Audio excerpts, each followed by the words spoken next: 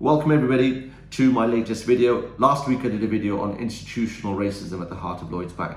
Well, I've received many comments, some very positive and some negative, and I think in the social media world that we live in, you're going to get some hate and you're going to get some support. So I want to drill down into some facts, and so people can help people make up their own minds.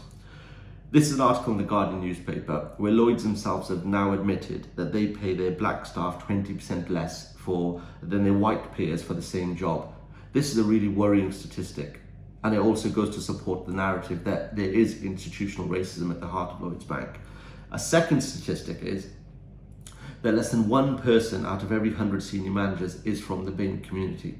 These two stats are very worrying. They show that there's institutional racism at the heart of Lloyds Bank, but this strategy is orchestrated because you don't get to these kind of numbers by chance.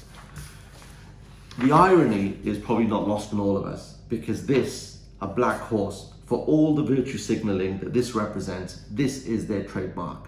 How can you have this on our screens day in, day out, and yet these are the actual stats? So I'm calling upon the senior managers. They've got to come forward. The experiences of the victims are harrowing. And not only are we suffering at the bank's prejudice, but also we're getting hate from other people online.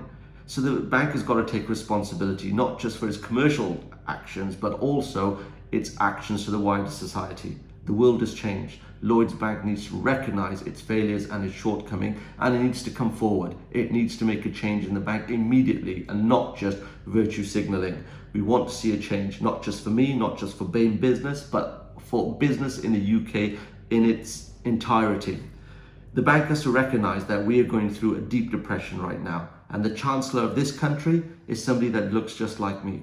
The world has changed. We want to see a change. We want an inclusive bank. We want an inclusive society. We're all the same.